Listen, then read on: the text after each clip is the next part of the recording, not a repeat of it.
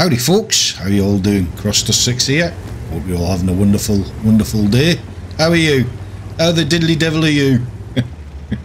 I'm back! I've been away for a little bit. Well, not away, I wish I was.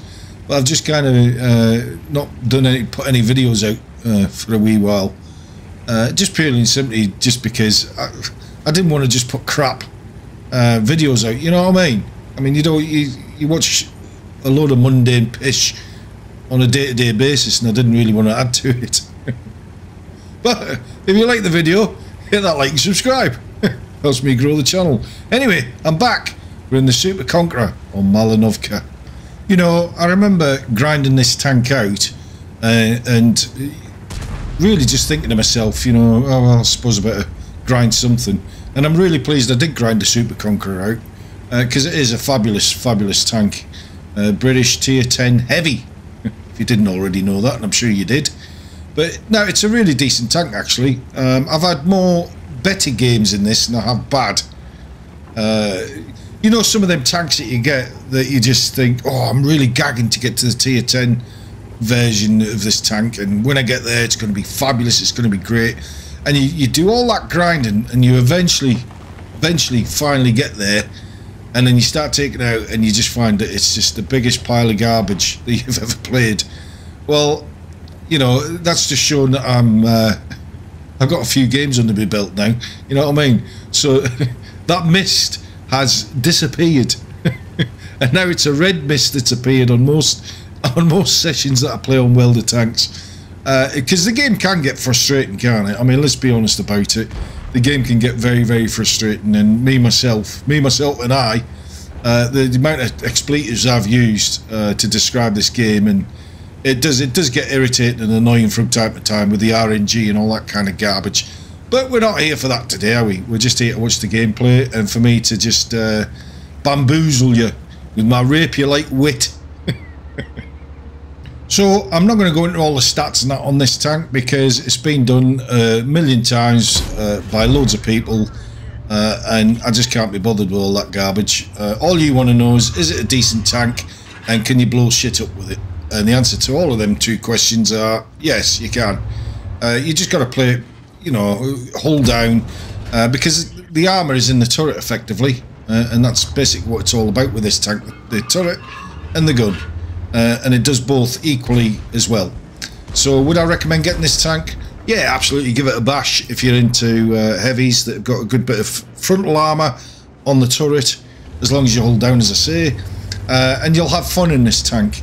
And you always notice, don't you, especially on things like Frontline and all that kind of stuff, when you get these Unicums, if they're all playing Super Conquerors, you know it's got to be a decent tank.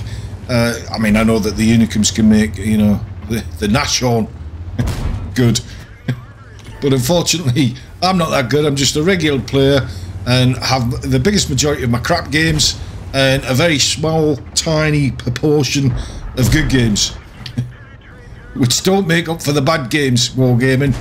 So get your finger out and sort this bloody RNG out.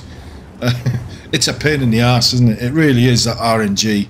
You know, when it's like sometimes you'll wait until your reticule's fully zoomed in, you'll take a shot and it'll go wide, or it'll go over the top, or it'll land short, and that's very frustrating in this game. Or if you do manage to hit them, it either bounces or it just tracks them, and yes, that gets very, very frustrating. But we've all been there, haven't we? It's going to continue to happen, because let's be honest about it, wargaming ain't going to change it anytime soon. And I saw a video yesterday and it was update Welder Tanks 2. I don't know whether you've seen it or not, but I didn't realise at the time it was one of these spoof videos, and whoever did it, fair play to you, because you did a cracking job, because you had me convinced at first, and I'd already played a few games on Welder Tanks, and it didn't go well. That's all I'm saying. It didn't end well. And I was frustrated now, so I kind of said, I'll stuff this, I'm not playing tanks today, bollocks to it. So I ended up switching tanks off, and then I went onto YouTube and I saw this video of the Welder Tanks 2 update, and I clicked on it and I started looking, and I thought, what the hell are they bringing all this crap in for? What the bloody hell is Wargaming playing it? And if you haven't seen it, I'll leave the link below and you can go and watch it. It was pretty convincing until near the end, and then I thought, right, okay, I mean, we all know that wargaming enjoy emptying your pockets, but I won't go too much into it because if you haven't seen it, it's well worth watching. But as I say, I'll put it in my link below. Have a quick watch of it and see if you think the same as me from the beginning. And by the end, then you'll fully understand that it's just a spoof video.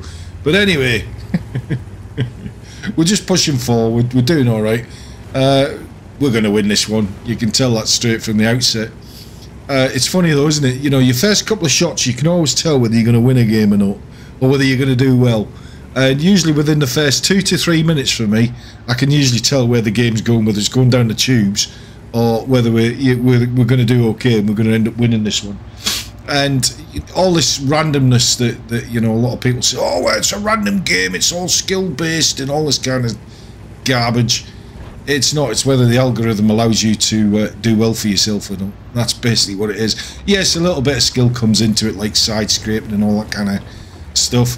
But again, it's all down to wargaming as to whether you've had too many good games or whether you've had too many bad games and they need to bump you back up again before you say, stuff this, I'm not playing this pile of crap any longer. I'm going to go and play something else, in which case they lose revenue. So therefore, they've got to keep it to a minimum of how many really crap games you have. And if you go into the chat, most of the times you see people that are having a bit of a pop at other players on the battlefield, saying, oh, you're all crap, you're all garbage. Bear in mind that the person that's normally doing that is usually dead anyway. So evidently they didn't play as well as they thought they were going to. But they've got to blame it on the team, haven't they? They've got to blame it on somebody, I guess. Why not the team? But it surprises me sometimes when you see in some of the comments where people just get so vexatious and frustrated. And I get you get frustrated with this game, I get that. But it's one of them things, isn't it?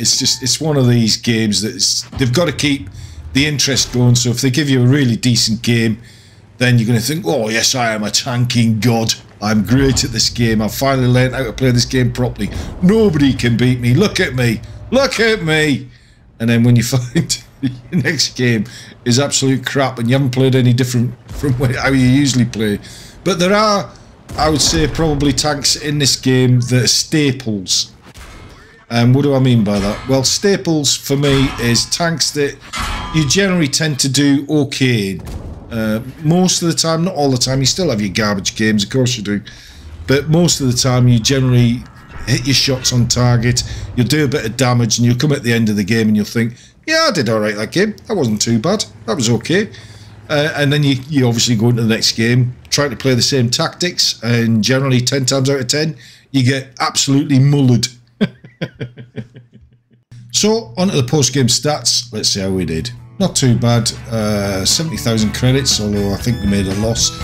Nearly 4,500 damage. Not too bad. Anyway, till the next one, guys. Catch you all later. Remember, hit that like and subscribe.